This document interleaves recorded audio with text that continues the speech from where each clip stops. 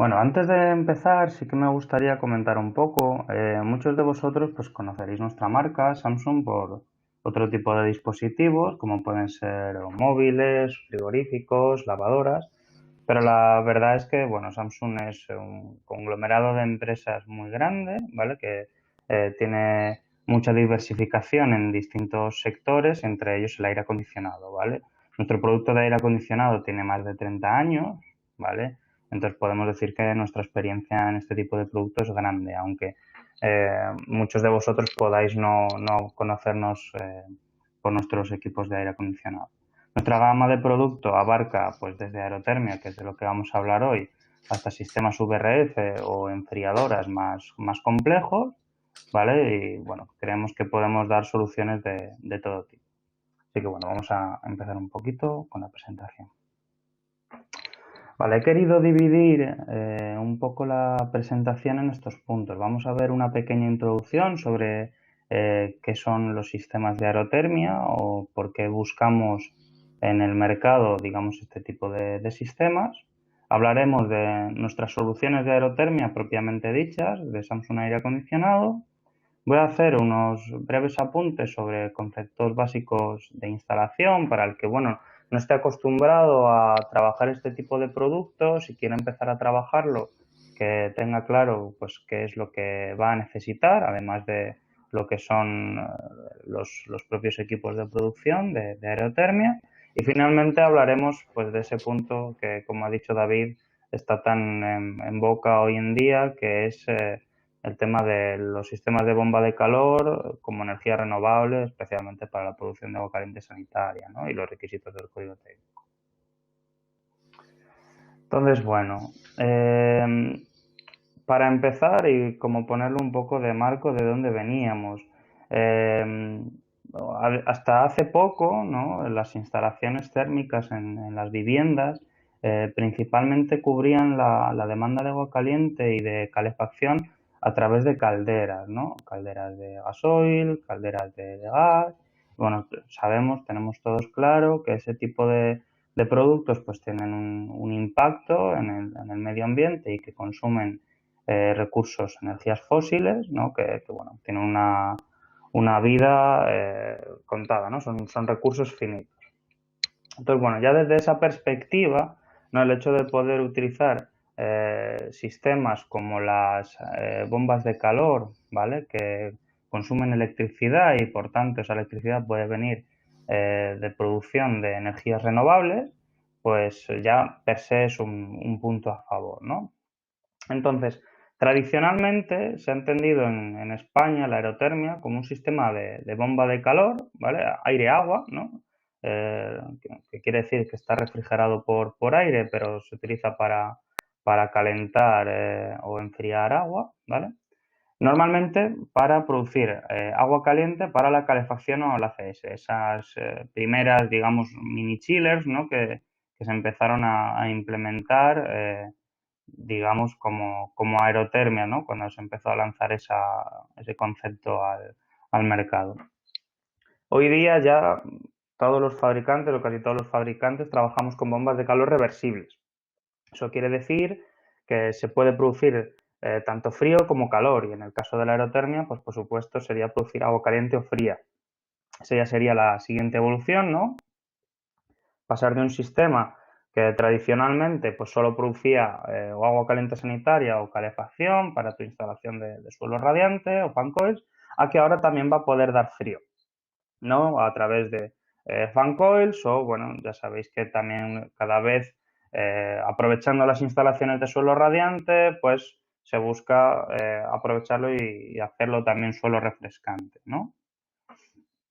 Entonces, una cosa que hay que tener muy en cuenta es que una bomba de calor, o sea, como su propio nombre indica, lo que hace es mover energía, digamos, desde un punto de baja temperatura hasta otro punto de alta temperatura, ¿no? Hace esa función de bomba de calor, de mover el calor entre un foco frío y un foco caliente.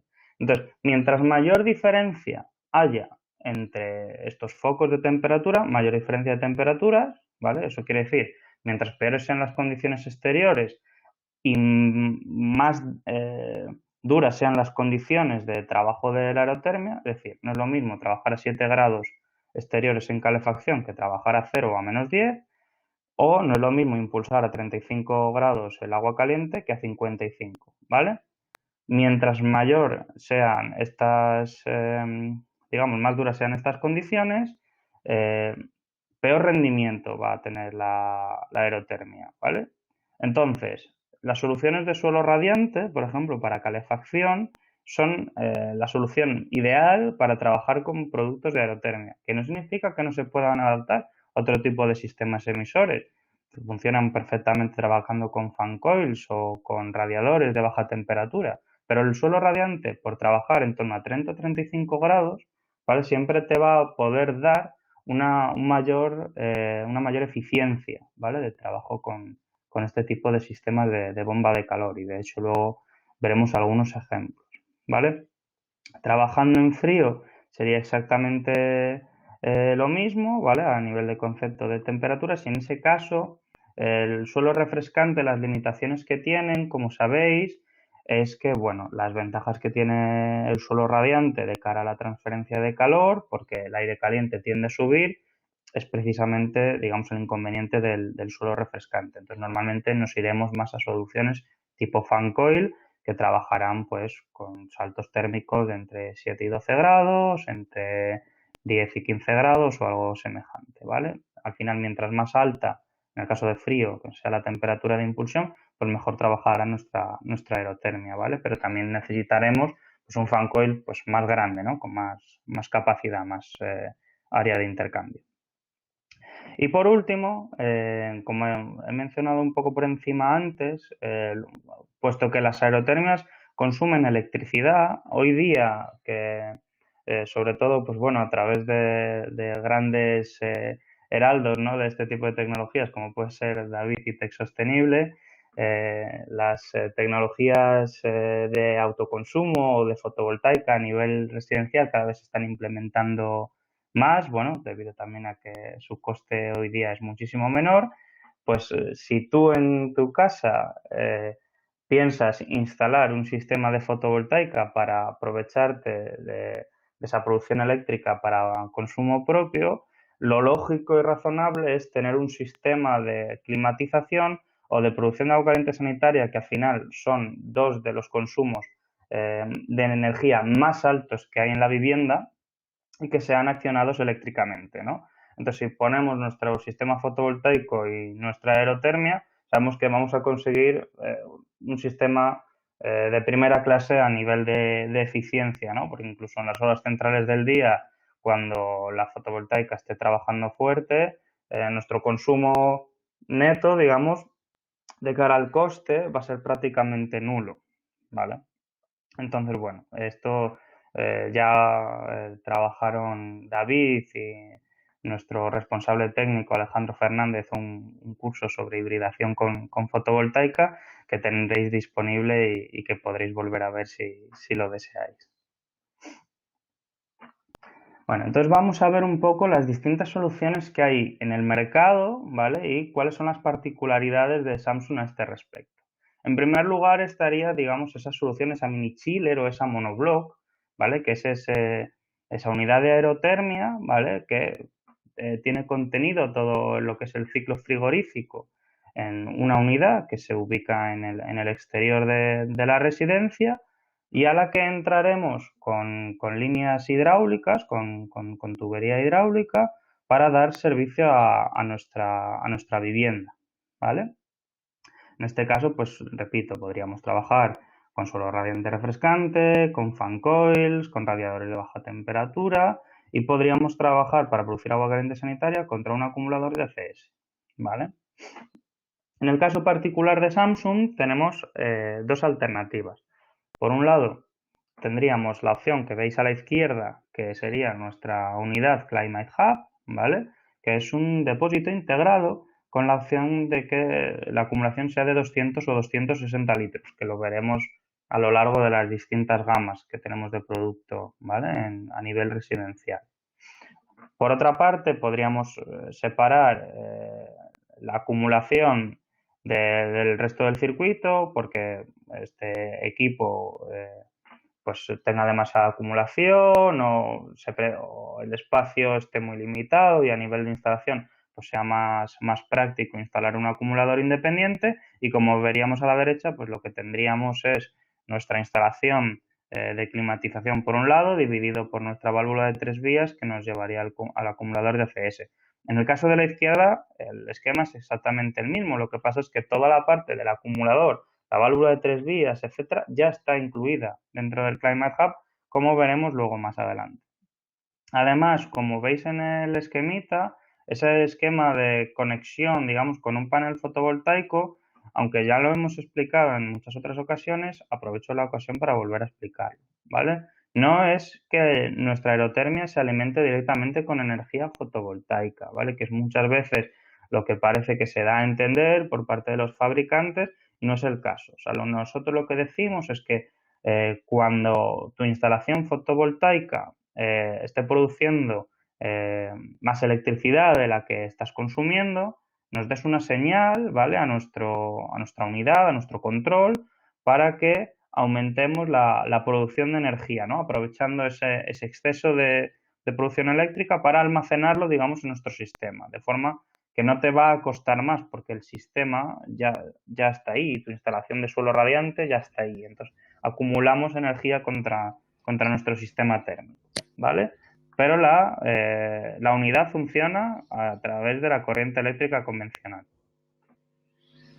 Aquí, disculpa, solamente que sepáis, los que os interesa este tema de la hibridación de las tecnologías solar fotovoltaica con aerotermia, que realizamos un webinario y está grabado y está colgado en nuestro canal de YouTube. Es un webinario, yo creo que muy, muy interesante de ver.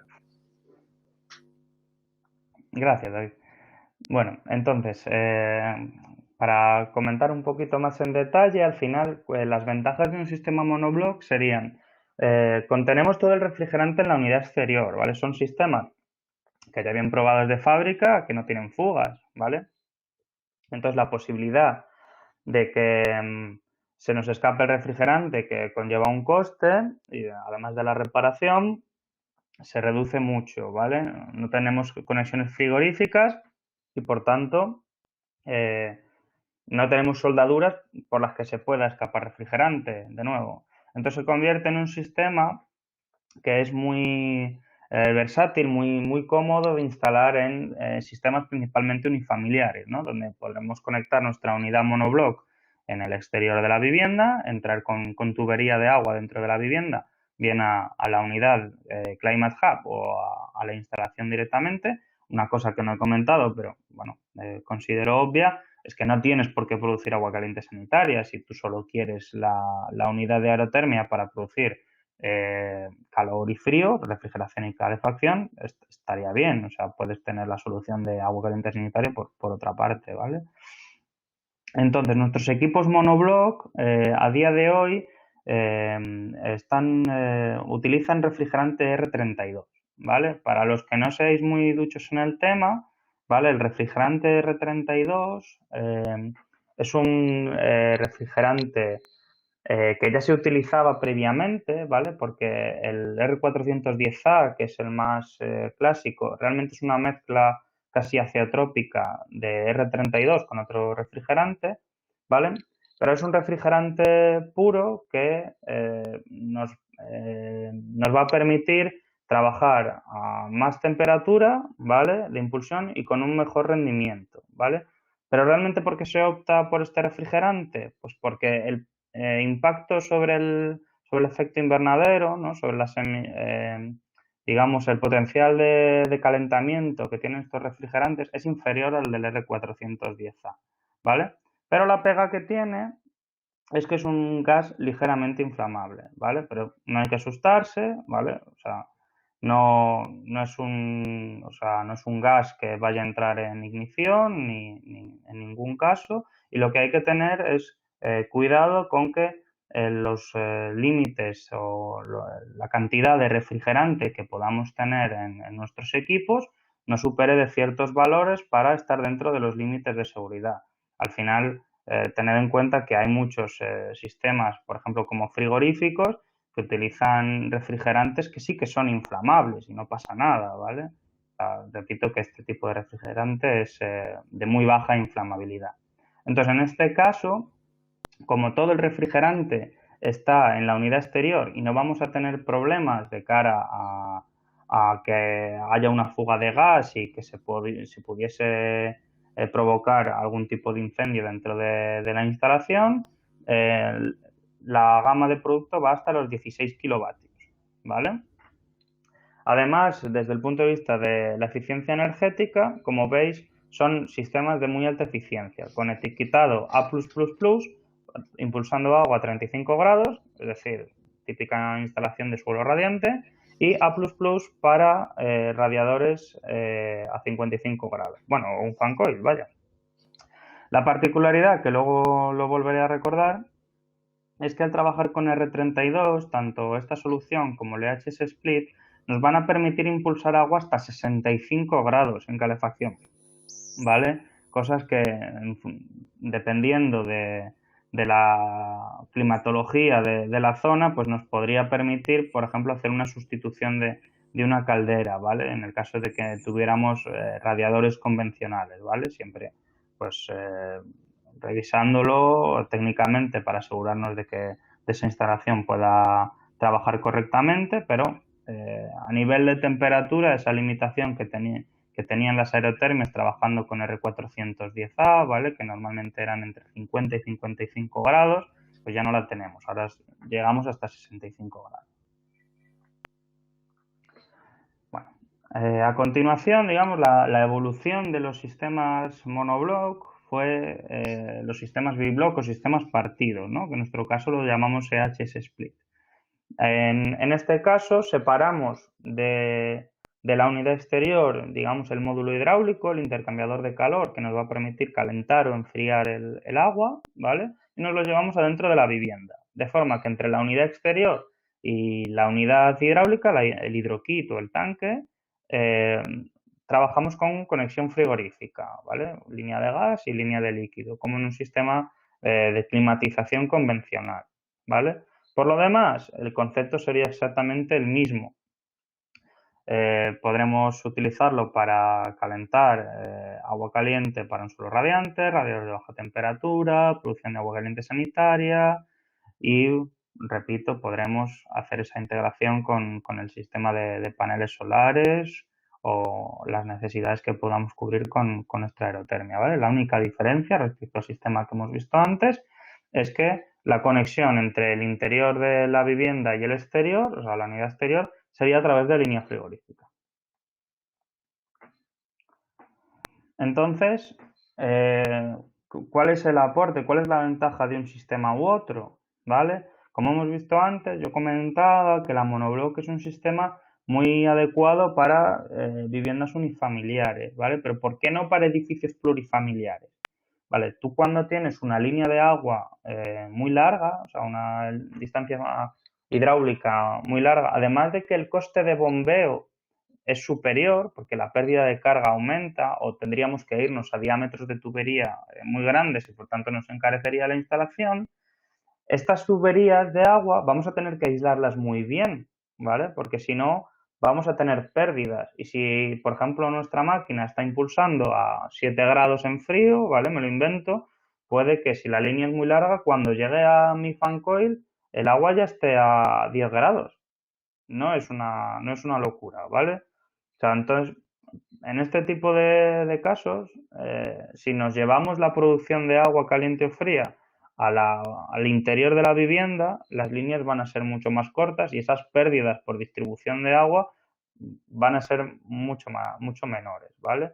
Está claro que a nivel frigorífico también habrá una ligera pérdida, ¿no? En función de la distancia, pero en este caso la gama EHS Split te va a permitir llegar hasta 30 o 35 metros entre unidad exterior y el módulo hidráulico, ¿vale? Con apenas pérdidas en la línea, ¿vale? Porque lo que estamos transportando es refrigerante, ¿vale? Y las pérdidas en la línea de refrigerante son mucho menores, ¿vale?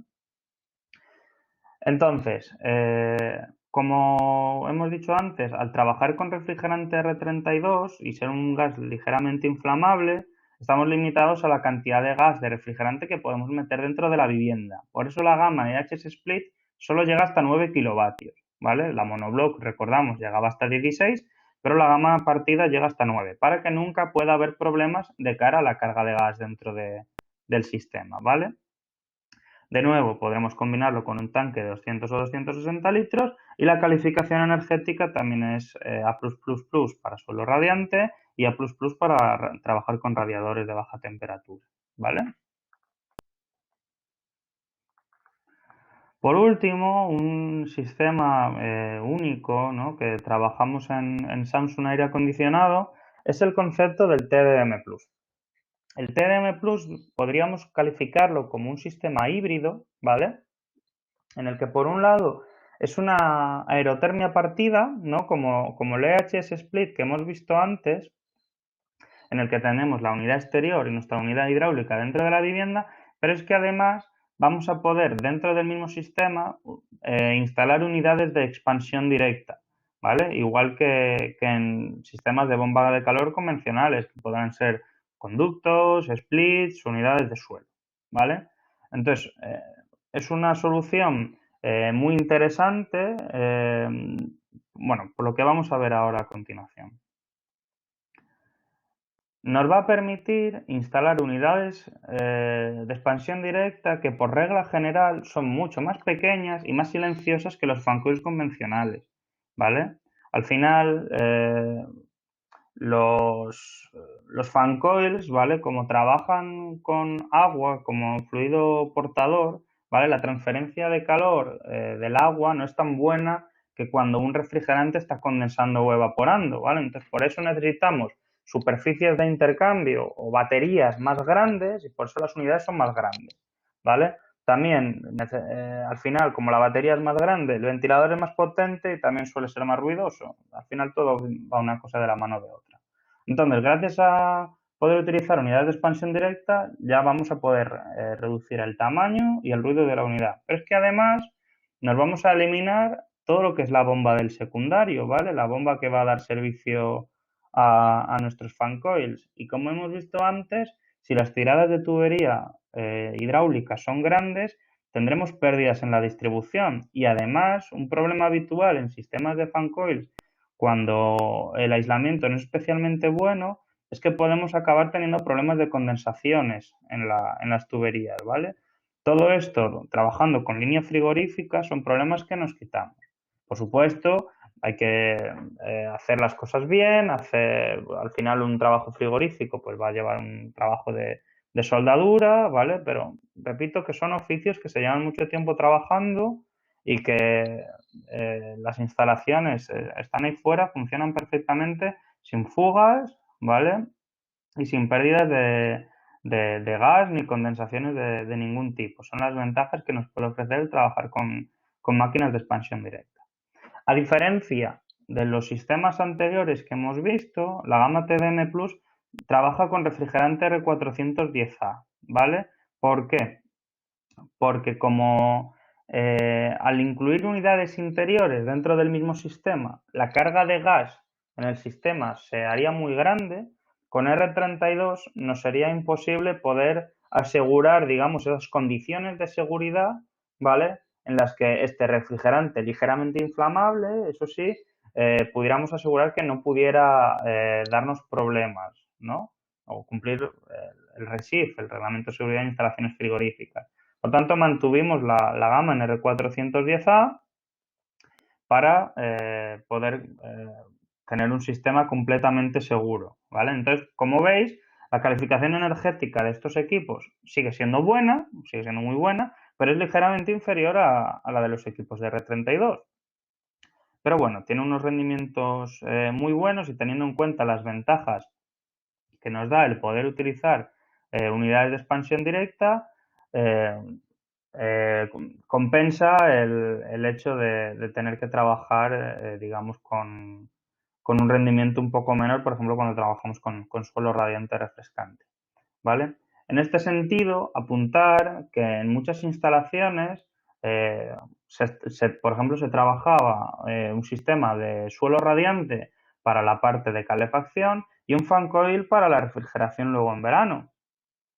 Utilizando un sistema híbrido, ¿vale? Tenemos una ventaja que es muy interesante.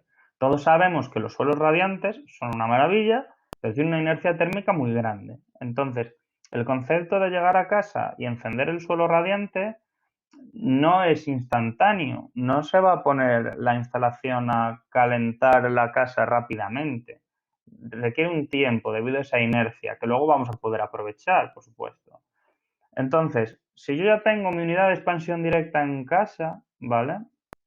Gracias a la tecnología del TDM Plus, yo puedo llegar, poner en marcha mi HidroKit, ¿vale? Poner en marcha mi suelo radiante, pero encender mi conducto o mi split o mi unidad de expansión directa, vaya, que en apenas 4 o 5 minutos me va a estar calentando muy rápidamente ya la estancia, ¿vale? Va a llegar a consigna muy rápido, o sea, la habitación se va a ver calentado, parará la expansión directa y mientras tanto pues se va calentando, ¿no? El suelo radiante, de forma que yo ya tengo confort porque la habitación ya se ha calentado y mientras tanto el suelo se va poniendo a régimen.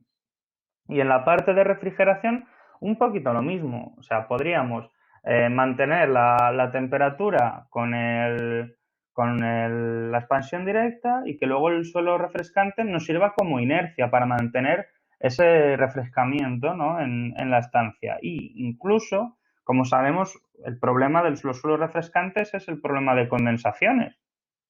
Y por eso tenemos que trabajar con temperaturas un poco más altas de las que nos gustaría. Entonces, podríamos utilizar un higrostato externo para hacer el marchaparo de nuestra unidad interior en función de la humedad que hay dentro de la habitación. Y de esta forma podríamos utilizarla como control de humedad, ¿vale? Mejorando mucho digamos, la experiencia de trabajar con un suelo refrescante, ¿vale? Además de la gama de aerotermias que hemos visto hasta ahora, que digamos que están más centradas en el sector residencial, en Samsung disponemos de unidades HydroKit, ¿vale? Que permiten adaptarnos a otro tipo de instalaciones, ¿no? De requisitos, digamos, más fuertes. Por un lado, el concepto es que nuestros HydroKits, digamos, de la gama de VM, que es el VRF de Samsung, son una unidad interior más, como cualquier conducto, como cualquier split. Entonces la vamos a poder combinar en cualquier tipo de instalaciones, bien entre ellas o con otro tipo de unidades, ¿vale? De esta forma tendríamos, por un lado, los hidrokits de baja temperatura, que serían como los que hemos estado comentando hasta ahora, y por supuesto trabajando en R410A por la misma problemática de la que hablábamos antes, ¿no? De que es un refrigerante que es muy seguro y por eso se sigue trabajando con él a día de hoy, aunque se espera que en los próximos tiempos pues, se vean alternativas, ¿no? a los refrigerantes que utilicemos en sistemas VRF. Y en esta gama de HydroKits podremos trabajar hasta 5 grados en frío y 50 grados en calefacción, ¿vale? Que nos va a poder cubrir pues gran abanico de sistemas de calefacción o de refrigeración, con módulos de 16, 32 y 50 kilovatios, ¿vale? Aquí es muy interesante sobre todo el módulo de 50 kilovatios porque hay muchas instalaciones en residencias muy grandes, ¿no?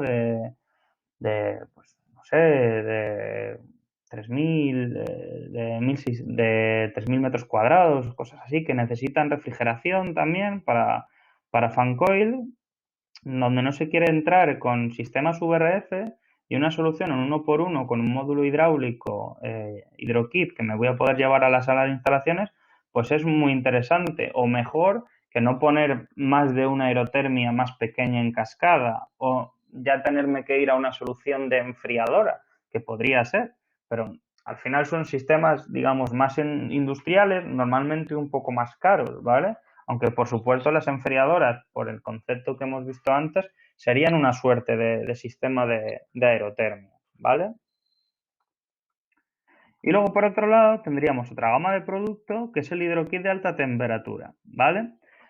Con este hidrokit vamos a poder impulsar agua caliente hasta 80 grados y, como sabéis, en instalaciones de terciario, ¿vale? O no residenciales, más bien, vamos a tener que cumplir la normativa antilegionela, ¿vale? En nuestros acumuladores de agua.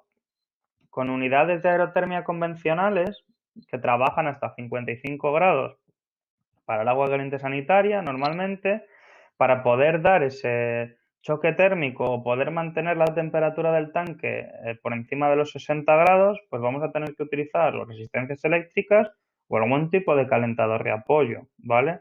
Mientras que trabajando con el hidroquid de alta temperatura vamos a poder mantener nuestro acumulador a la temperatura que necesitamos, ¿vale?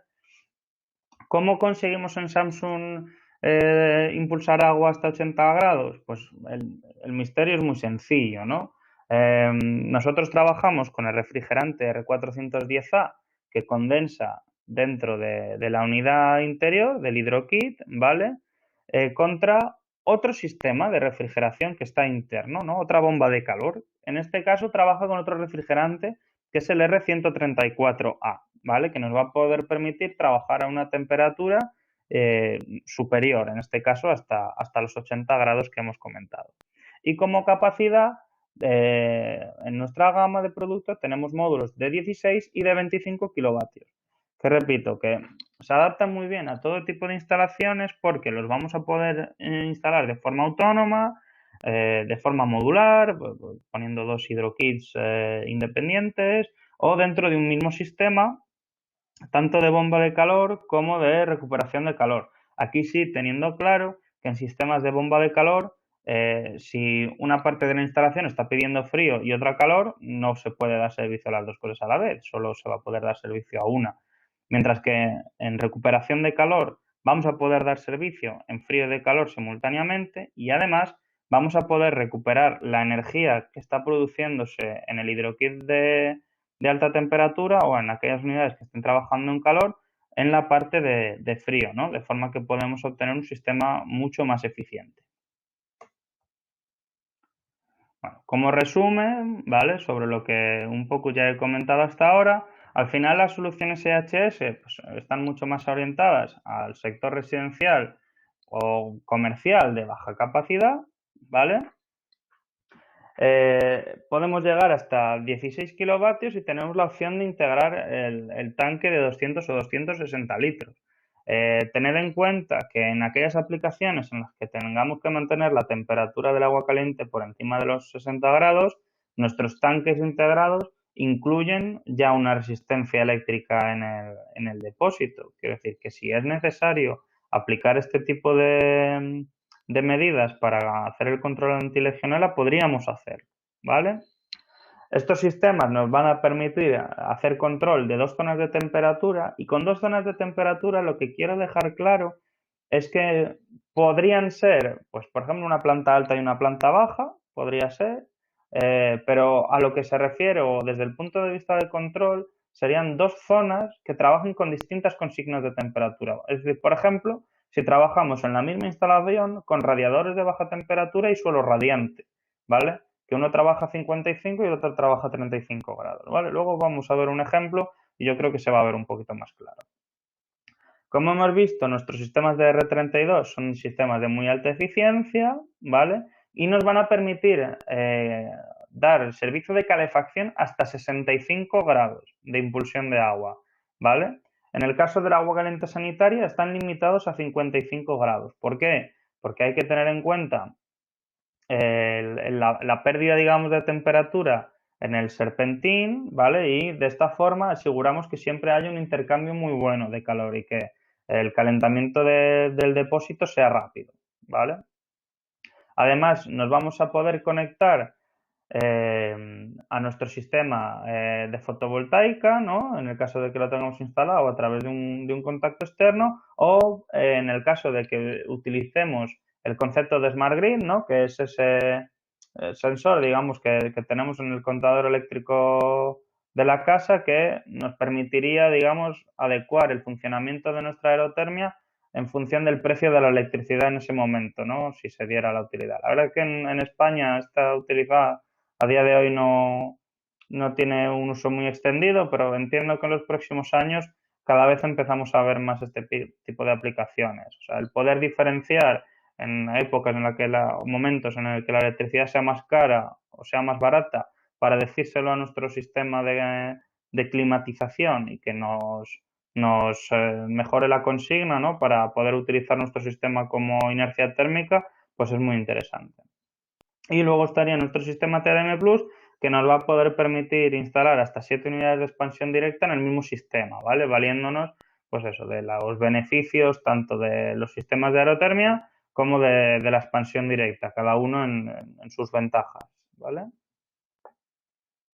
Y por otra parte, como acabo de comentar, pues tendríamos para todo lo demás, sistemas de VRF con HydroKits, ¿vale? En los que podríamos llegar hasta 50 kilovatios en baja temperatura y 25 kilovatios en alta temperatura, ¿vale? Con este abanico de producto podemos cubrir cualquier tipo de necesidades, como decía David. Si nos fuéramos ya a sistemas en los que necesitásemos mucha potencia, ¿vale? Lo lógico ya sería irnos a sistemas de enfriadoras, ¿vale? En Samsung también tenemos enfriadoras. Nuestro concepto es el de enfriadores modulares de muy alta eficiencia, ¿vale? Que no es la temática del curso de hoy, tampoco es entrar en ello, pero que sepáis que si nos fuéramos a instalaciones muy grandes, seguramente ya debiésemos irnos a ese tipo de tipologías de sistema. Entonces, bueno, vamos a hablar un poco sobre conceptos de instalación para que tengamos claro, ¿vale? Y esta pequeña transparencia es para ver un poco los elementos básicos que necesitamos, ¿vale? Por un lado tendríamos nuestra aerotermia, nuestra monobloc, ¿vale? No sé si se ve mi puntero, David. ¿Se ve el puntero? ¿David? Sí, sí que se ve. Sí se ve, ¿verdad? Sí, sí. Vale. Por nuestro lado tendríamos nuestra aerotermia, en este caso pues he seleccionado una unidad monobloc que estaría fuera de la vivienda, ¿vale? Y bueno, en este caso pues veis que no hemos seleccionado una unidad de tanque integrado, ¿no? Entonces tendríamos nuestra centralita para el control, ¿vale? Que podría estar fuera o dentro del cuarto de instalaciones donde fuera necesario, y el mando luego para el control dentro de la vivienda. Pero bueno, vamos a hablar un poco de los elementos. Entonces, por un lado, vamos a necesitar pues válvulas de corte, ¿no? Si tenemos que hacer algún tipo de manipulación en la instalación, vamos a necesitar pues poder tener un elemento de seguridad de válvulas que, bueno, aquí las indicamos a entrada y salida de la monobloc, pero que podrían estar a entrada y salida de todos los elementos que pudiéramos querer proteger, como puede ser la bomba, ¿no? Por ejemplo, podríamos tener las válvulas a entrada y salida de la bomba, de cara a que si hubiera algún tipo de avería o hubiera que hacer algún tipo de modificación, pudiéramos seccionar, digamos, el sistema por ahí, ¿vale? Necesitaríamos una bomba, ¿vale? Nuestras unidades monobloc no incluyen bomba. Las bombas las incluimos dentro de las unidades murales, en el caso de las gamas partidas, o los tanques integrados. O sea, en la opción del Climate Hub, el tanque integrado sí que trae bomba, pero la monobloc no, ¿vale? Entonces necesitaremos una bomba que nos dé por lo menos el caudal necesario para trabajar dentro de la monobloc. Nuestra recomendación siempre es que se intente trabajar sobre el caudal nominal o incluso un poquito por encima, ¿vale? Para asegurar que la aerotermia funcione con el mejor rendimiento posible. Al fin y al cabo, si trabajamos por debajo del caudal nominal, aunque la máquina pueda mantener la capacidad, ¿vale? Nos va a penalizar en el consumo. Y al final, si estamos haciendo una instalación que queremos que sea lo más lo más eficiente posible, no debemos reparar, yo creo, un, en un ahorro económico muy pequeño en el cómputo global de la instalación, cuando en su vida útil luego el sistema va a trabajar mucho mejor, ¿vale? Otros elementos necesarios, pues sería, por un lado, pues un purgador de aire, ¿vale? El gran enemigo de las instalaciones hidráulicas es el aire que se queda dentro de las instalaciones, que al final hace que la bomba pierda capacidad, o sea, se mueva menos agua, tengamos problemas de caudal y se empeore la transferencia de calor en el sistema. Por eso, incluir purgadores de aire en las partes altas del circuito o en todos aquellos recovecos en los que pudiese acumularse es muy interesante, ¿vale? También hay otro tipo de sistemas como pueden ser separadores de burbujas, etcétera, pero bueno, al final el elemento básico de protección son los purgadores de toda la vida. Aquí tendríamos una válvula de alivio de presión, ¿vale? Es un elemento de seguridad, ¿no? De cara a que pueda haber algún problema en la instalación, en la impulsión de agua, si se calentase mucho el sistema, pues que pueda, digamos, salir ese agua y que no haya ningún problema. Eh, elementos de visualización o de monitorización, como puede ser un manómetro, elementos de seguridad también, como puede ser el vaso de expansión, ¿vale?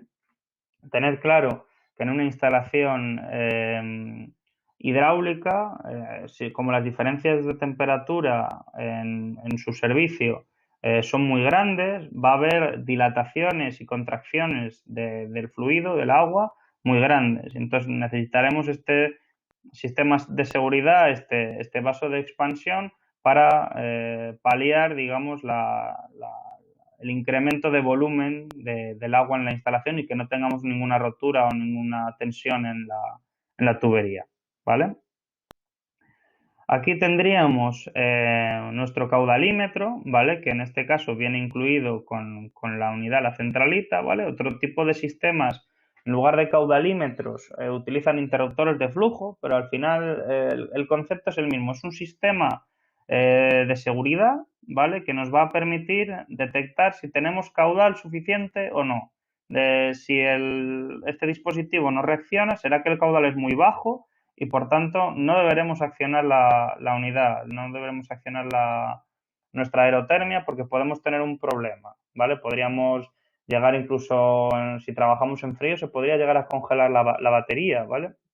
El intercambiador de placas. Y si un intercambiador de placas se congela, está roto, hay que cambiarlo. Y lo peor que te puede pasar es que se te meta agua en el circuito y entonces ya no vale para nada.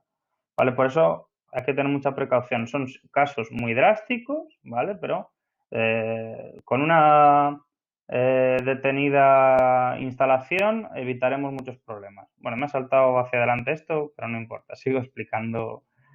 Eh, Tendríamos también el elemento del filtro, ¿vale? Que es muy importante. Al final, todo lo que sea material ajeno y que nos puede entrar en el intercambiador de placas puede dañarlo y perderíamos mucho servicio, ¿vale?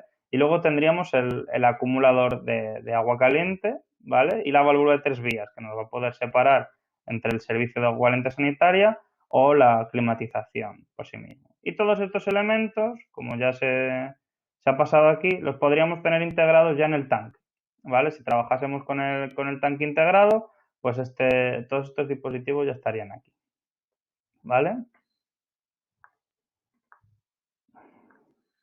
Y aquí os pongo un pequeño ejemplo, ¿no? de instalación hidráulica que no lo toméis como que todas las instalaciones tienen que ser así, ¿vale? Hay muchos tipos de instalaciones, pero este es un pequeño ejemplo con varios elementos que debemos de tener en cuenta.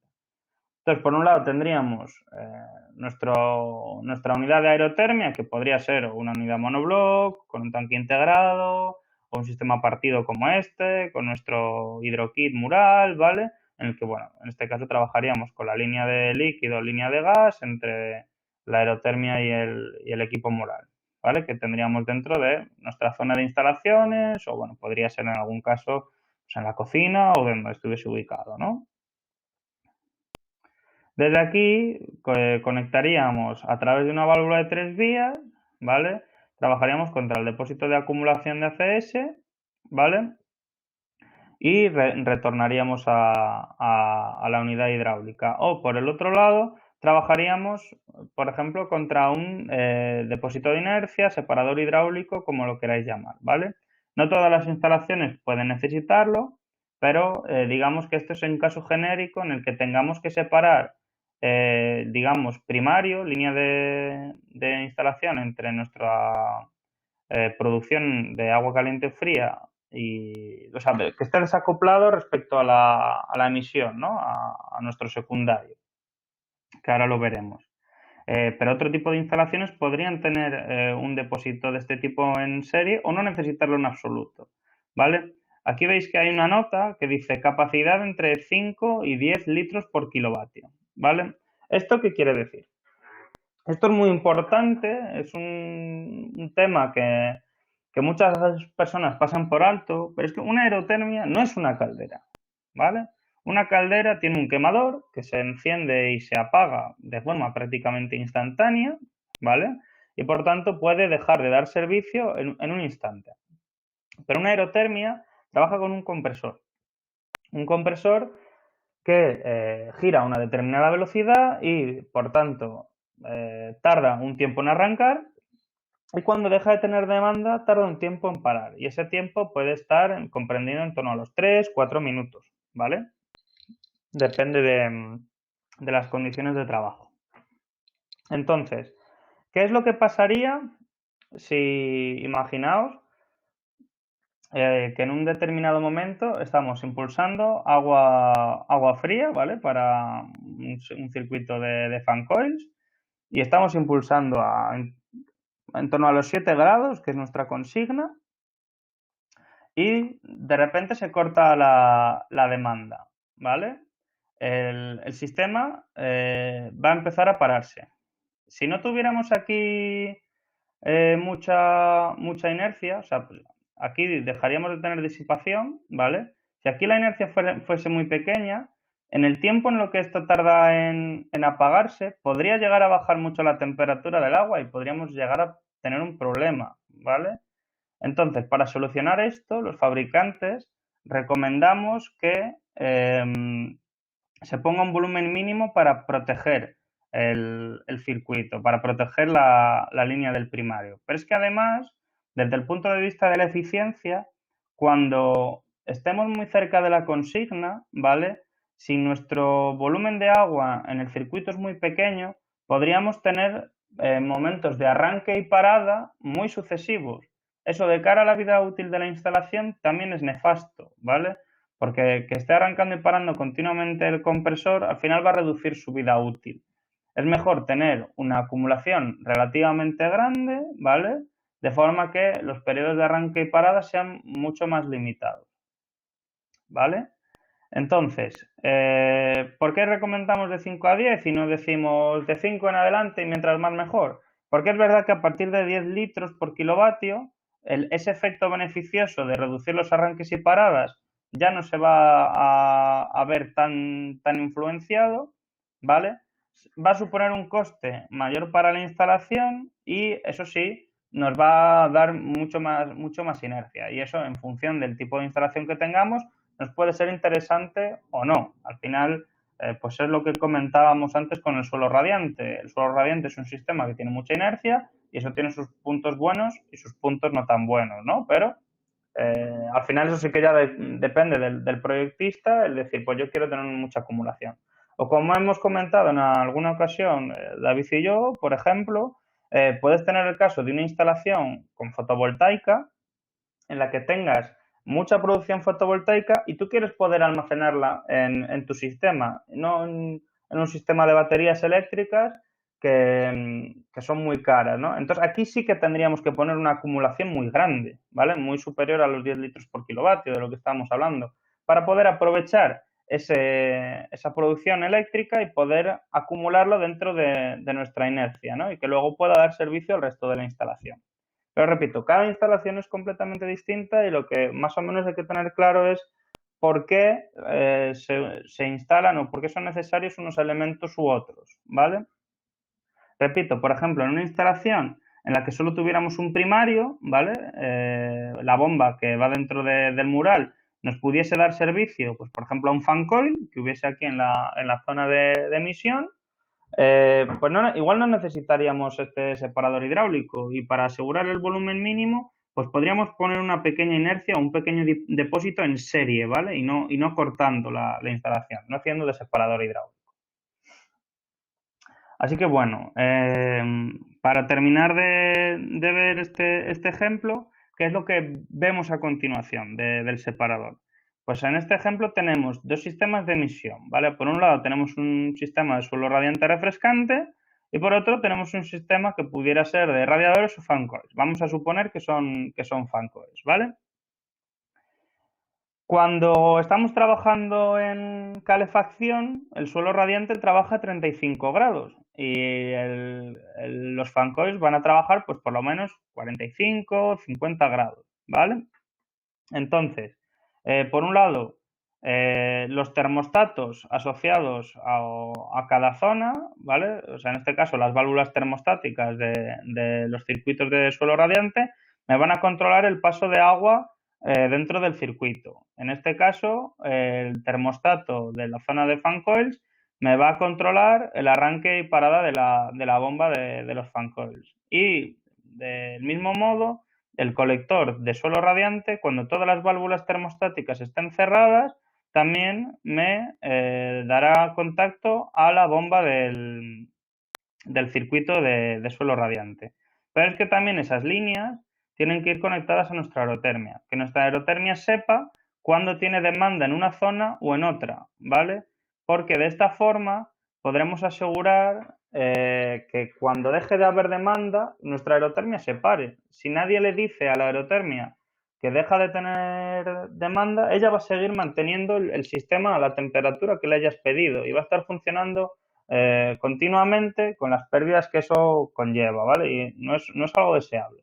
Entonces, simplemente llevándonos una señal a nuestra aerotermia, le podremos decir si tenemos demanda o no, de calor o de frío, ¿vale?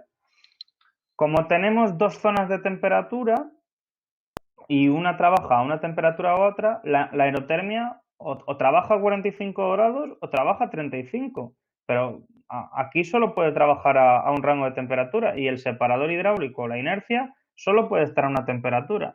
Entonces necesitamos un elemento que nos permita hacer esa, digamos, diferenciación de temperatura entre zonas y va a ser nuestra válvula mezcladora, ¿vale? La válvula mezcladora se va a conectar siempre en el circuito secundario que tenga una limitación inferior.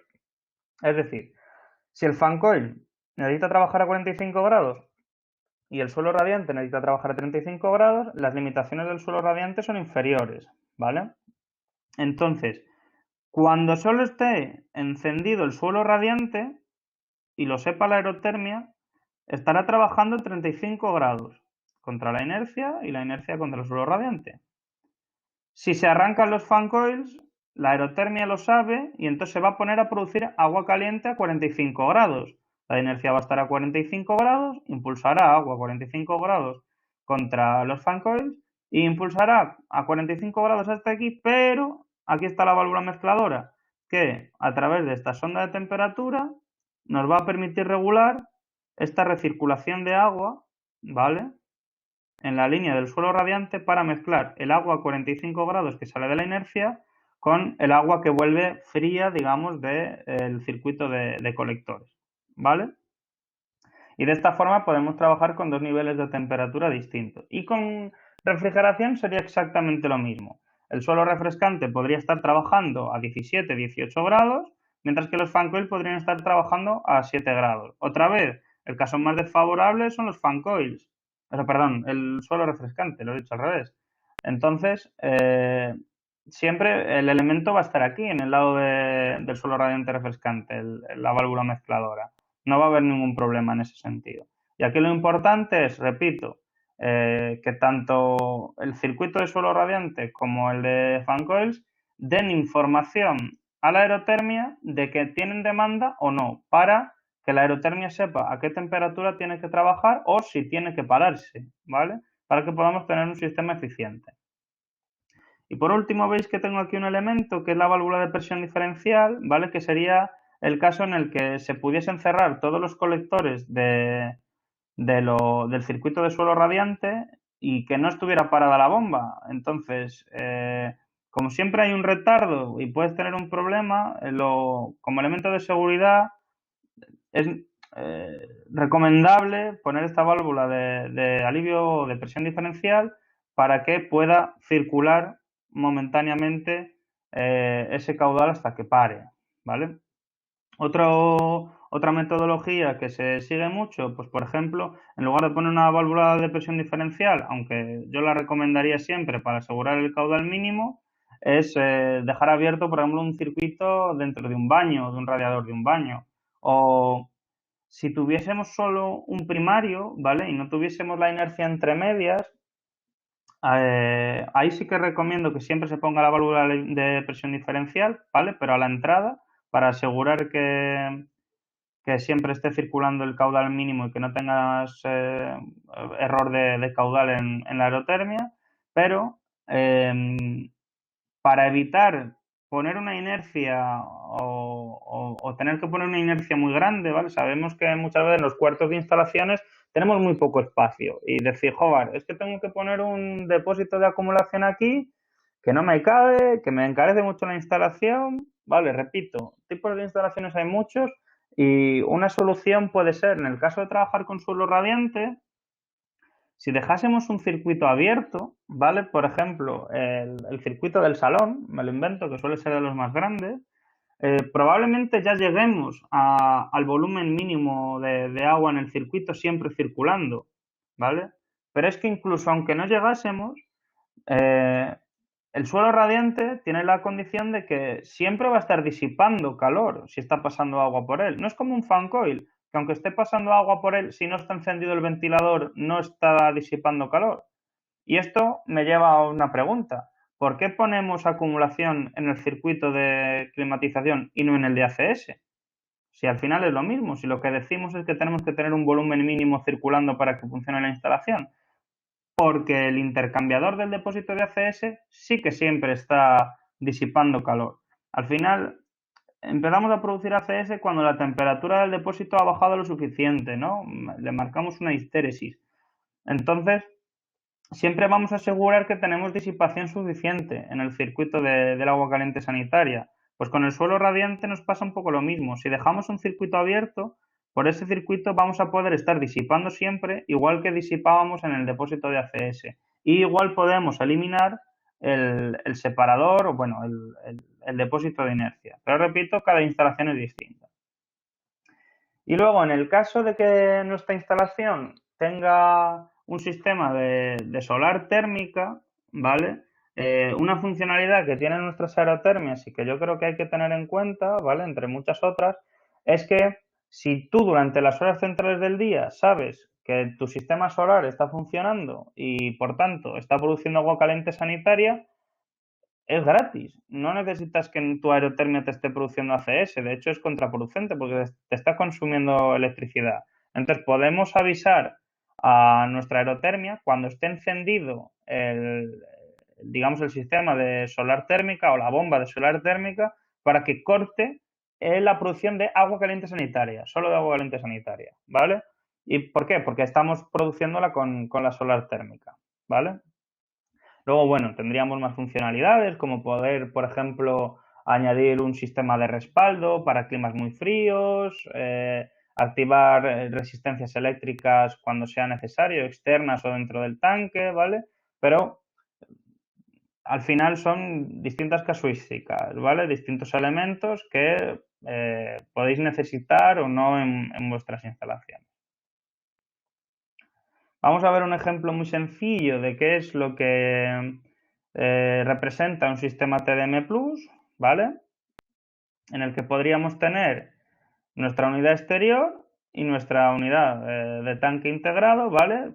Unido con línea frigorífica y con cable de comunicación, por supuesto, en el que ya tendríamos todo lo que es la parte que vimos en hace dos transparencias, el purgador, la válvula de 3 vías, todos esos elementos, digamos, del primario están ya en mi tanque y de aquí, si la presión de la bomba fuera suficiente, que eso es importante, ¿vale? Que tener en cuenta la pérdida de carga dentro de la instalación, ¿vale? Pues podríamos dar servicio directamente, por ejemplo, al suelo radiante refrescante, sin poner una inercia, sin poner un depósito de acumulación. Como os he dicho, depende de la instalación si el volumen mínimo que tenemos en el sistema es suficiente o no, ¿vale? O si dejamos un circuito abierto o no, ¿vale? Ahora la ventaja es que puedo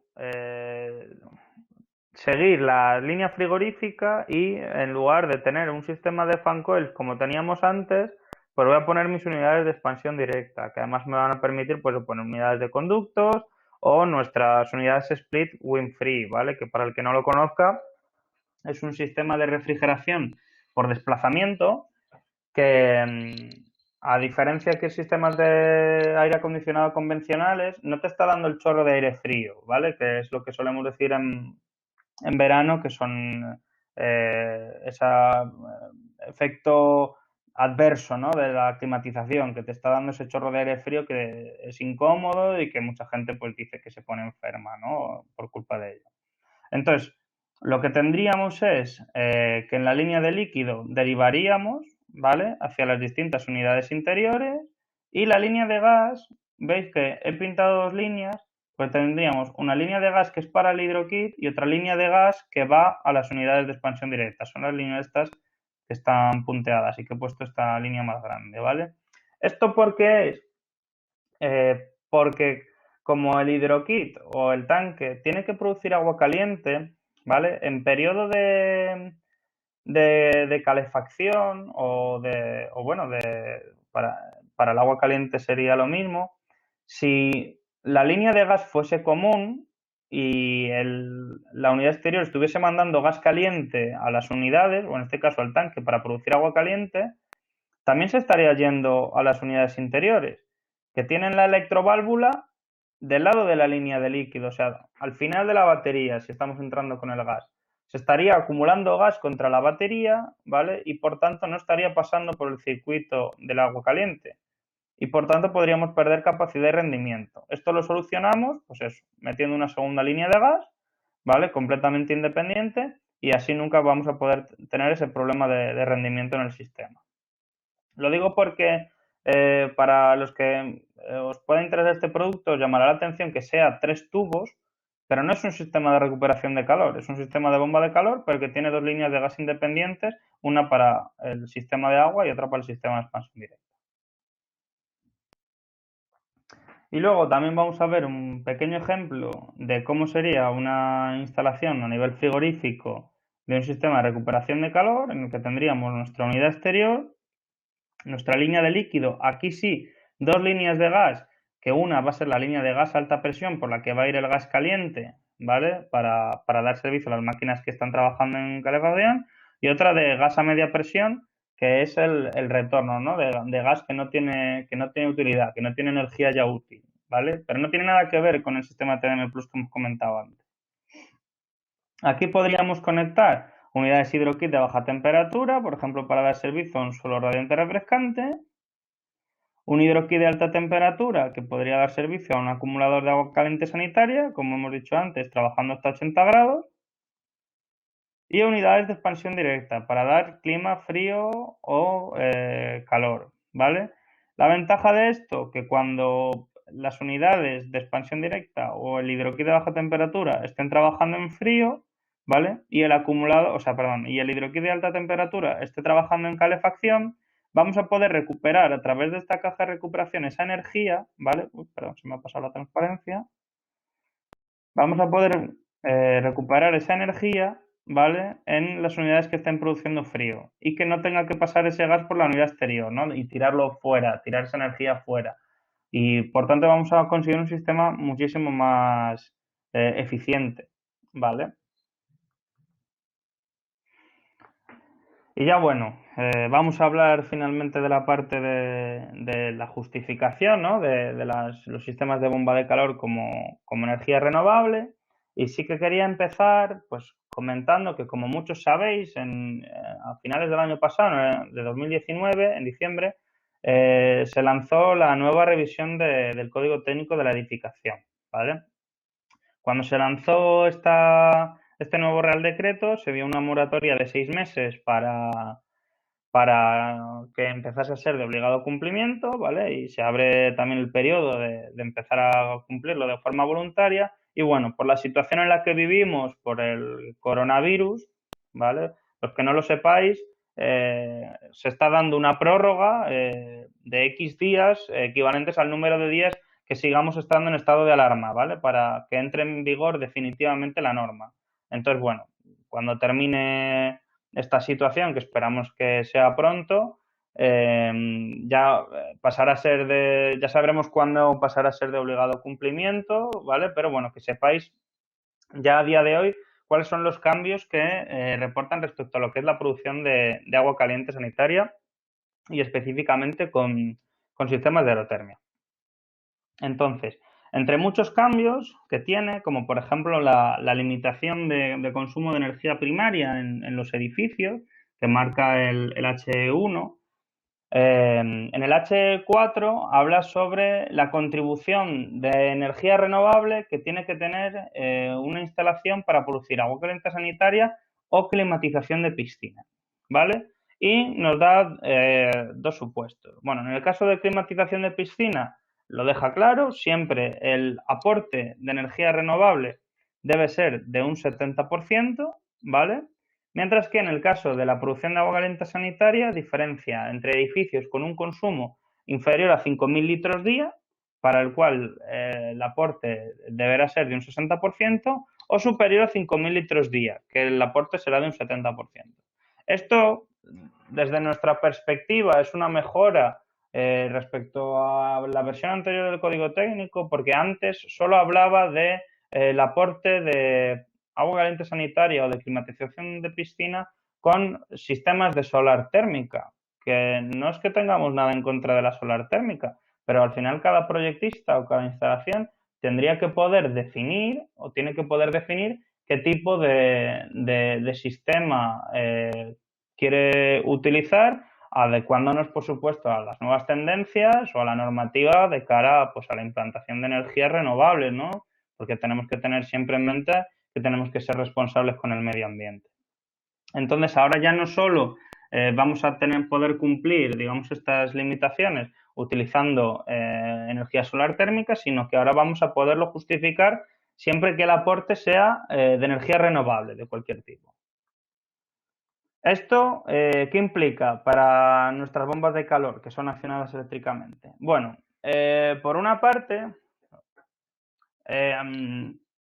tendremos que cumplir los requisitos que indica la Directiva de Energías Renovables de 2009, ¿vale? Respecto a lo que se considera una bomba de calor renovable. Y en esa directiva se habla de que tiene que haber una diferencia notable, ¿vale? De eficiencia respecto a un sistema convencional en lo que refiere al consumo de energía primaria, ¿vale? Eso dependerá mucho o sea, para que nos entendamos, la energía primaria se refiere a, en una central de carbón, si se producen 300 megavatios eléctricos, ¿vale? Se están consumiendo casi un gigavatio de, de combustibles fósiles, ¿vale? De carbón, que es nuestra energía primaria, digamos. Y esa división, digamos, que nos daría el rendimiento de la central, ¿no? Bueno, el mix eléctrico de cada país es diferente, pero en la Comunidad Económica Europea está en torno al 33%, ¿no? De rendimiento de generación eléctrica respecto al consumo de energía primaria y, por tanto, teniendo en cuenta esto, decretan o indican que podemos empezar a hablar o podemos considerar que una bomba de calor es renovable, en este caso para la producción de agua caliente sanitaria, si tiene un rendimiento medio de al menos 2,5, ¿vale? Una eficiencia de al menos 2,5. Y eso está representado por el famoso SCOP DHW, ¿vale? SCOP es el seasonal COP o lo que viene a ser lo mismo, la eficiencia estacional, ¿vale? Y DHW es Domestic Hot Water, ¿vale? Que es agua caliente sanitaria, es ACS en inglés, ¿vale? Entonces, si el rendimiento medio estacional para la producción de agua caliente sanitaria es superior a 2,5, consideraremos automáticamente nuestra bomba de calor como renovable, ¿vale? Con un apunte, que es que este valor se tiene que determinar para una temperatura de preparación de ACS superior a 45 grados, ¿vale? ¿Por qué? Porque entienden que por debajo de esa temperatura no podemos producir agua caliente sanitaria útil, ¿vale? Al fin y al cabo, pensad que, por ejemplo, el código técnico te indica cuáles son los consumos medios, ¿no? Para sistemas a 60 grados. Pero nosotros no consumimos agua a 60 grados, entonces nosotros la mezclamos con agua fría de la red, ¿no? Pero por debajo de 45 grados ya tendríamos que tener, eh, o sea, ya estaríamos prácticamente consumiendo el agua directamente de la temperatura de acumulación y eh, tendríamos que estar preparando el agua caliente sanitaria, pues eso, por encima de esa temperatura para que nos sea útil para consumo, ¿vale? Entonces, eso, lo que he comentado ahora, ¿qué implica? La normativa que he comentado antes, la Directiva de Energías Renovables, te indica que no toda la energía que produce tu bomba de calor se considera energía renovable, ¿vale? Y de hecho la fórmula es esta. El RES, que es la energía renovable que está produciendo el sistema, es igual a la energía que está produciendo por 1 menos 1 partido el rendimiento medio estacional, ¿vale? Entonces, atendiendo a esta fórmula y imponiendo que en función del consumo de agua caliente sanitaria en nuestra instalación sea inferior o superior a los 5.000 litros día, para que si toda la demanda de agua caliente sanitaria la va a cubrir nuestra bomba de calor, o sea que Q usable en esta fórmula va a ser toda nuestra demanda de ACS, para que o sea, RS entre Q usable sea superior a un 60% en el caso de menor que 5.000 litros día o superior a un 70%, eh, si sacásemos el rendimiento de la fórmula, nos daría que el rendimiento medio tiene que ser al menos 2,5 cuando el consumo sea inferior a 5.000 litros día y 3,33 cuando sea superior a 5.000 litros día, ¿vale? Y en climatización de piscina siempre sería 3,3. Repito, esto sería si toda la demanda de agua caliente sanitaria la va a cubrir la bomba de calor, ¿vale?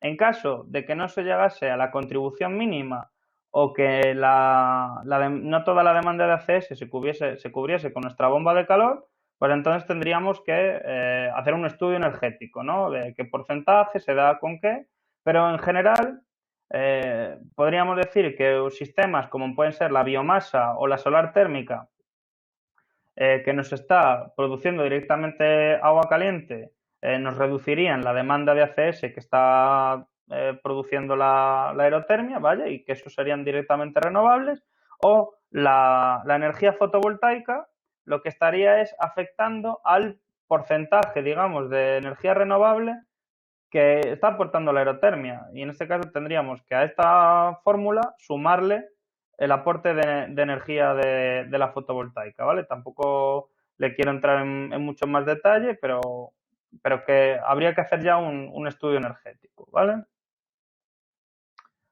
Entonces, bueno, para que veáis que esta fórmula tampoco es una invención que se han sacado de la magia, de la manga, o sea, si tenéis en mente cómo funciona una bomba de calor, en la que, como os dije al principio, estamos cogiendo energía de un foco frío, ¿vale? Moviéndolo a través de un compresor y expulsándolo a través de un foco caliente, ¿vale? Que es el condensador. Entonces, la energía que está dándonos el condensador es ese Q usable, que podría ser nuestra demanda de ACS. La energía que estamos absorbiendo del ambiente es el RES, que es la energía que consideramos que es renovable, y el consumo del compresor, que viene de una fuente eléctrica, pues en principio no es de origen renovable, ¿vale? Y para que sacásemos ese, digamos, de dónde sale la fórmula, pues simplemente operando veríamos que, pues eso, el Q usable tiene que ser igual a la suma de estos dos y acabamos obteniendo la fórmula, ¿no? Que viene en la directiva, ¿vale? Simplemente para decir que no es un número que se hayan inventado, sino que tiene un sentido, ¿no? O sea, la energía renovable que está dando la aerotermia es aquella que está sacando del ambiente, que está sacando del aire exterior, ¿vale? Del foco frío. Por eso se hace una distinción siempre, cuando hablamos en la normativa de bombas de calor, de las condiciones de trabajo para distintas zonas climáticas, ¿vale? Europa está diferenciado en 3 zonas climáticas: zona cálida, zona templada y zona fría, ¿vale? De las cuales España es en su gran mayoría, como podéis ver aquí, zona cálida, ¿vale? Y solo algunas partes, como puede ser Castilla y León y Aragón, se consideran zona templada, ¿vale? Eso indica que digamos, la temperatura de diseño de trabajo para los elementos generadores de calor, ya sea para calefacción o producción de ACS, se diseñan a 14 grados para clima cálido, 7 grados para clima medio y 2 grados para clima frío, ¿vale? Y bueno, hay dos normativas, una respecto a la calefacción, que sería la UNE 14825, y luego para agua caliente sanitaria, que sería la UNE 16147, ¿vale? Que indican cómo se tienen que ensayar y certificar las bombas de calor, ¿vale? Sus rendimientos. Y en base a eso, a la zona climática y a estas metodologías, ¿no? de cálculo de, de los rendimientos de las bombas de calor, pues en otras normativas se especifica cómo hacer el etiquetado energético de las bombas, ¿vale? Y veis que solo nos da unos valores, en este caso como vimos antes, para 55 y para 35 grados. Cuando solo te venga un valor en la etiqueta es porque te lo están dando para clima medio, ¿vale? Eso es muy importante, ¿vale? Porque, como hemos visto antes, vamos a tener que justificar el comportamiento de nuestra bomba de calor en función de la zona climática o donde esté la instalación, y en España casi todo es zona climática cálida, ¿vale? Pero no os quedéis solo con la etiqueta energética porque este valor o estas condiciones suelen ser para clima medio. Entonces, nosotros lo que hemos hecho en Samsung es, nuestra gama de aerotermia está certificada por un certificador externo que se llama Keymark, ¿vale? Es un sello, Keymark, perdona, el certificador en este caso es Kiwa, ¿no? Que está adscrito al programa Keymark, que es un certificador externo como pudiera ser Eurovent. Muchos de vosotros conoceréis Eurovent, ¿no? Es un certificador habitual para equipos de bomba de calor, ¿no? En Europa. Y a diferencia de Eurovent, al que le puedes mandar un sistema, un prototipo, ¿vale? Él te lo prueba y te da los resultados. Keymark no.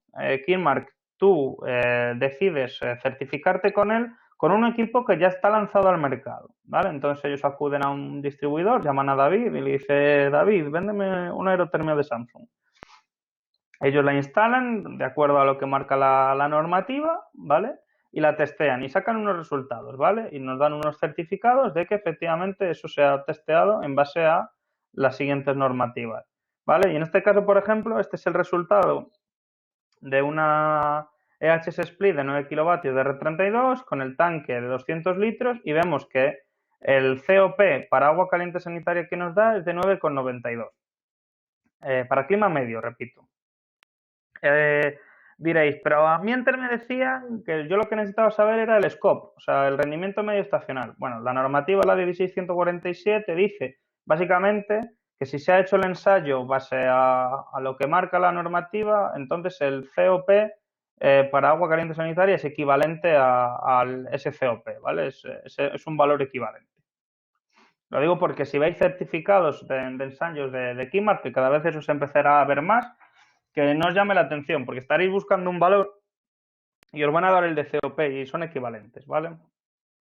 Entonces, bueno, estos serían los resultados, por ejemplo, para las aerotermias para clima cálido de las máquinas de R32, ¿vale? De la gama IHS Split. Y como veis, para clima cálido son bastante mejores que la que hemos visto antes para clima templado, ¿vale? En este caso ya estamos en torno a ese 3,33, ¿vale? Que necesitábamos para edificios de más de 5.000 litros día.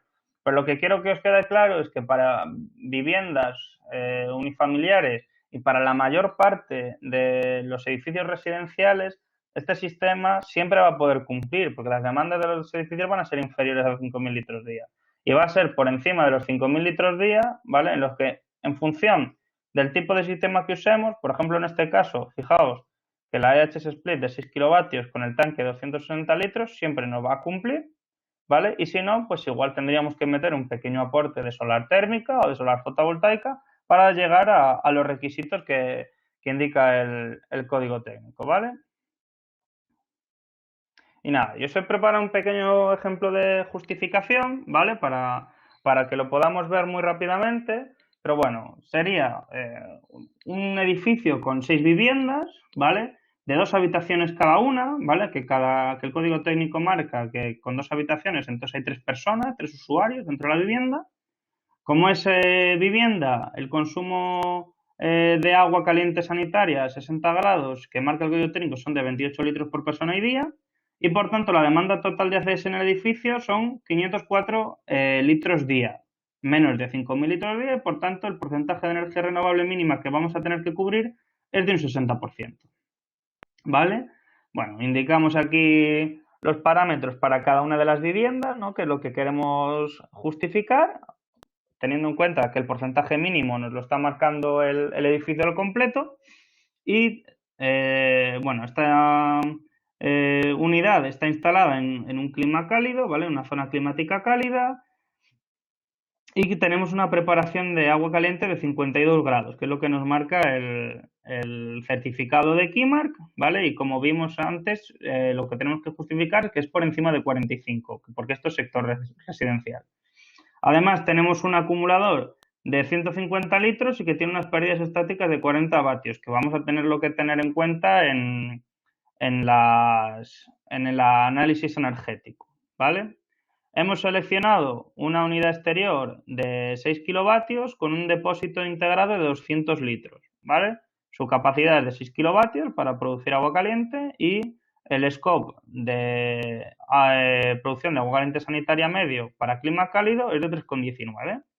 Entonces, nada, el análisis es muy simple, teniendo en cuenta la temperatura media de red en la localización en los distintos meses del año y la temperatura ambiente, pues calculamos la demanda de agua caliente sanitaria, las pérdidas de acumulación y en base al rendimiento medio calculamos el consumo eléctrico, el RES, ¿vale?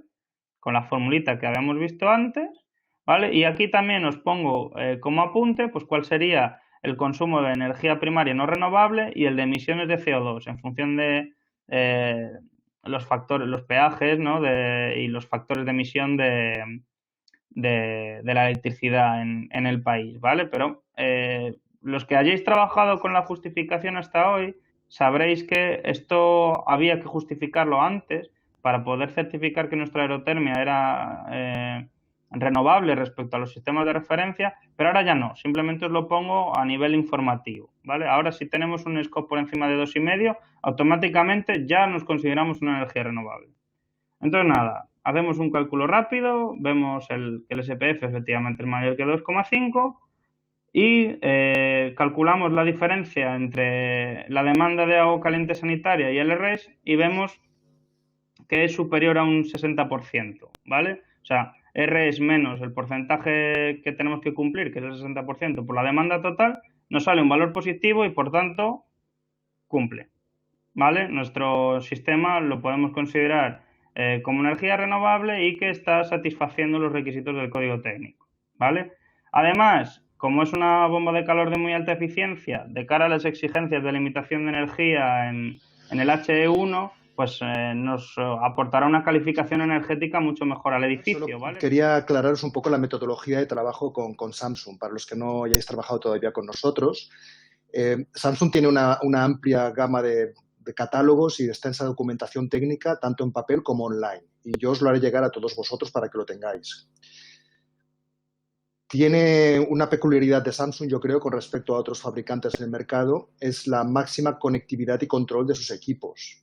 Conociendo al fabricante Samsung, pues ya os podéis imaginar que realmente impera todo lo que es el control y la conectividad, tanto con varios equipos dentro del edificio como con microgrids, por ejemplo. Y tiene una oficina técnica de apoyo tanto para el dimensionado y el diseño. Muy efectiva, que de hecho tienen 2 oficinas, una está en Barcelona y otra en Madrid. Y por último deciros que el servicio técnico incluye siempre en todos los casos 2 visitas. Una visita pues para ayudar a plantear la instalación y una visita de puesta en marcha de la instalación. Y esto es un servicio incluido en todos los productos Samsung. Entonces, bueno, ya sin más... Sí, perdona que te corte, David. Al final lo que entendemos es que si, sobre todo al principio, ¿no? Cuando todavía no estéis muy cómodos con el producto porque estáis empezando a trabajar con él, lo mejor es que nuestros profesionales, nuestro servicio técnico, os pueda dar ese tipo de asistencia, ¿no? A nivel de instalación, que estéis en contacto con él, ya sea vía telefónica o con esa visita de obra, ¿no? En la que os van a poder solucionar todas las dudas y que el día de la puesta en marcha, cuando vuelva a ir el servicio técnico, pues solo sea darle un botón, que la instalación funcione perfectamente y que no haya ningún problema para vosotros como instaladores, para nosotros como marca y, por supuesto, para el usuario que ha invertido en un sistema de muy altas prestaciones y que quiere disfrutar de ello. Mira, Perdona. Daniel, nos están preguntando el Excel que has enseñado de justificación de renovable, si lo podemos compartir. Yo voy a compartiros la presentación. Si tenéis alguna duda de cómo hacerlo, podéis poneros en contacto con nosotros de nuestra oficina técnica y lo vemos, ¿vale? Pero vamos, que al final es una... No tiene mayor misterio. O sea, eso sí que si queréis poneros en contacto con la oficina técnica, os orientamos, ¿no? Son fórmulas sencillas. Vale. Otra pregunta es, nos está preguntando Carlos Borrás, en el sistema RH TDM Plus habláis de hasta 7 unidades interiores conectables, splits. ¿Cómo establecéis las potencias disponibles? A ver, nosotros permitimos instalar, si por ejemplo una unidad exterior tiene 16 kilovatios de capacidad, pues vas a poder instalar hasta 16 kilovatios en unidades de expansión directa, siempre que no te pases, digamos, del límite máximo de unidades que puede conectar esa unidad exterior, ¿no? Ahí, pues cada exterior tiene un máximo número de unidades y el caso más favorable, pues es la de 16 kilovatios que puede conectar hasta 7, ¿no? Y tendrías unidades split, conductos y unidades de consola de suelo, ¿vale? Muy bien. Otra pregunta que nos hacen es, en la mayoría de instalaciones donde ya existe una caldera, ¿qué es lo que se recomienda? Me imagino que la pregunta se refiere al hecho de que tenemos la unidad mono o tenemos la TDM Plus con depósito incluido. Claro, si ya tienes el depósito, me imagino que lo que haces es aprovechar el depósito y simplemente cambiar la caldera y poner la unidad mono. No sé cuál es tu opinión al respecto. Sí, si ya tenemos un depósito, que entiendo que nos referimos a depósito de agua caliente, pues por supuesto vamos a aprovecharlo, vamos a sustituirlo y lo que tendremos que ver es, de cara a la parte que os había comentado en la parte de instalación, si tendremos que poner pues algún tipo de inercia, ¿no? Un separador entre primario y secundario, o si nos referíamos precisamente a eso, a una inercia que nos está separando la caldera del sistema de radiadores o de suelo radiante, lo que sea, que ya hay un secundario, pero entonces es mucho más sencillo, ¿no? Porque solo vamos a tener que conectarnos contra esa inercia, ¿vale? No, porque ahí ya vamos a tener ese volumen mínimo seguramente asegurado, ¿vale? Muy bien. Mira, un seguimiento de la pregunta que nos hacían previamente. Nos preguntan, ¿puedes superar la potencia total del equipo y pensar en simultaneidad cuando hablamos de varios splits? A ver, vamos a dejar una cosa clara. Un equipo, si tiene una capacidad de 16 kilovatios, en función de las condiciones exteriores, pues podrá dar un poco más, un poco menos, pero está limitado a eso, ¿vale? Tanto para la parte de la aerotermia, digamos, para la parte de agua, como para la parte de la expansión directa. Ahora bien, que tú tienes una determinada instalación en la que quisieras meter más de un 100% de simultaneidad en los sistemas, pues lo comentas con nosotros, vemos la viabilidad, ¿vale? O sea, pero es posible que podamos superar ese 100%, pero tiene que ser con la aprobación de nuestro departamento técnico, Mira, ¿vale? nos puedes aclarar, ¿quieres decir si son 16 kilovatios, por ejemplo, en máquinas interiores más hidrokit o sin hidrokit? No, sin hidrokit, sin hidrokit. Podrías tener 16 kilovatios en el hidrokit, obviamente, y otros 16 kilovatios en las unidades interiores. O sea, si hablásemos en global, llegaríamos a un 200%, si quisiéramos verlo así, vaya. Y repito, podríamos superar ese 100% de unidades interiores de expansión directa en algún caso, previa consulta con el departamento técnico, pero vamos, se ha hecho, se ha instalado y no ha habido ningún problema, ¿vale? Pero que sepáis que tiene que ser con nuestra aprobación previa. Aquí hay una pregunta, no acabo de entenderla, pero me imagino, ¿todas las unidades tienen ACS o van sin ACS? Todos nuestros sistemas que hemos comentado pueden producir agua caliente en función de la tecnología a una temperatura u otra. En el sector residencial no tenemos que producir ACS a 60 grados, puede ser a menos temperatura. Entonces, si hablamos de 45 o 50 grados, pues todas van a poder producir ACS. Y en el caso de terciario, que tenemos que superar los 60 grados, pues ya nos tendríamos que ir a hidroquía a alta temperatura, ¿no? Ahora bien, si nos referimos a producir ACS instantánea como una caldera, si no lo he dejado suficientemente claro antes, no, una aerotermia no puede producir ACS instantánea porque los saltos térmicos con los que trabaja son entre 5 y 10 grados normalmente, ¿vale? Mientras que para hacer ACS instantánea pues necesitarías un salto térmico de 40, 45, 50 grados, ¿vale? Entonces vamos a necesitar siempre un depósito de acumulación. Bueno, gracias a todos por vuestra asistencia hoy. Os dejo en la diapositiva, tenéis mi número de teléfono y tenéis mi correo electrónico por si tenéis más dudas o necesitáis información, lo que sea, podéis contactarnos. Y os agradecería solamente 30 segundos para contestar unas preguntitas que nos ayudarán a mejorar. Y la primera pregunta es, ¿qué os ha parecido la duración de este webinario? Si os ha parecido demasiado corta, correcta o demasiado larga. La segunda pregunta, y son un total de 3, es preguntaros sobre el contenido. ¿Os ha parecido correcto este contenido? ¿Creéis que faltaba contenido, que era correcto o que había demasiado contenido? Y la última preguntita que os queremos hacer, y os agradecemos mucho vuestros comentarios, es sobre la calidad de la presentación, que la puntuéis con estrellas en función de lo que os parezca. Gracias a estos comentarios siempre podemos mejorar. Bueno, pues ya sin más, os agradezco a todos muchísimo vuestro tiempo. Espero que haya sido útil esta presentación y, insisto, tenéis nuestros datos de contacto. Cualquier duda, lo que necesitéis, os ponéis en contacto con nosotros y estaremos encantados en ayudar a que vuestros proyectos se conviertan en una realidad sostenible. Eso sí, muchas gracias a todos y que tengáis muy buen día. Muchas gracias a todos. Hasta luego.